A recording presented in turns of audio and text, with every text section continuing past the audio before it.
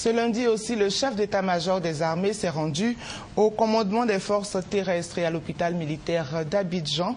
Visite de compassion aux soldats ayant perdu leurs frères d'armes au cours des manifestations du RHDP du 16 décembre dernier et témoignage de soutien aux victimes de l'ONUCI.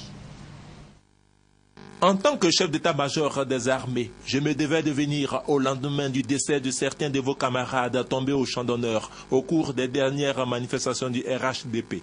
Vous exprimer toute ma compassion et vous encourager à poursuivre l'excellent travail que vous faites pour votre pays. C'est par ces mots que le général de corps d'armée Philippe Mangou a commencé son adresse au personnel des forces terrestres qu'il a exhorté à demeurer soudés pour la restauration de la dignité et de la souveraineté de la Côte d'Ivoire. À l'hôpital militaire d'Abidjan, où il s'est rendu par la suite après avoir rendu hommage au corps médical des armées pour la qualité de ses prestations, le chef d'état-major des armées est allé apporter soutien et réconfort de l'ensemble des forces de défense et de sécurité aux victimes de l'opération des Nations Unies en Côte d'Ivoire, ONUCI. En saluant l'élan de solidarité des autorités du pays ainsi que du peuple ivoirien autour de leur personne, les victimes de l'ONUCI ont marqué leur détermination pour la suite du combat. Nous disons merci à Dieu, nous disons merci aux autorités, à la première dame, le général, le président de la République, tout le monde, tout le gouvernement, pour le soutien. Vraiment, nous sommes de cœur, le mal est là, hein, mais nous sommes de cœur avec eux. En 2004, j'ai été blessé ici, par l'Igon, il y a eu une balle ici, à l'aéroport. Aujourd'hui, je suis là.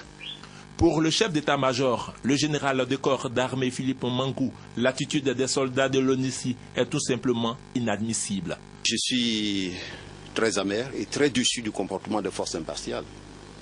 Hier, le général Hafiz, avec insistance, m'avait demandé de voler au secours de certains de nos frères des forces impartiales qui avaient été bloqués par une foule évaluée à près de 6000 personnes. Je suis parti de mon bureau à 9 h, je ne suis rentré à la base qu'à 15 h.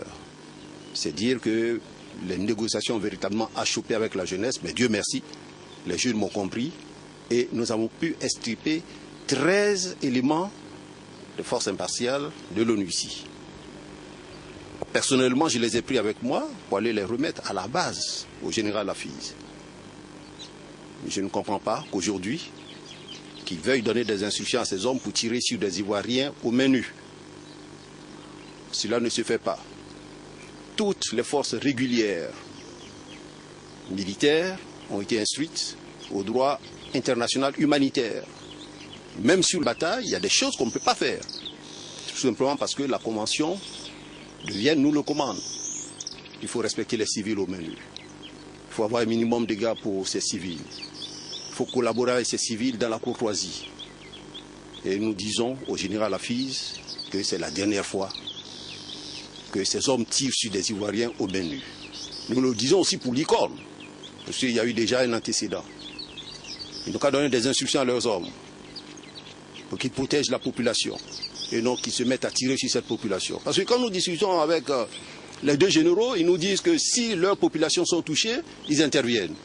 Alors pourquoi veut-il faire des différences entre les différentes populations? Nous, notre mission, c'est de protéger toutes les populations sans exclusive. Que vous soyez ivoirien ou non ivoirien, nous avons pour mission de protéger toutes ces populations. Nous ne comprenons pas leur comportement. Et nous disons, c'est bien la dernière fois qu'ils ont tiré sur les Ivoiriens, qu'ils arrêtent. Voilà donc qui est désormais clair quant aux agissements de ceux qui se croyaient en terrain conquis en Côte d'Ivoire.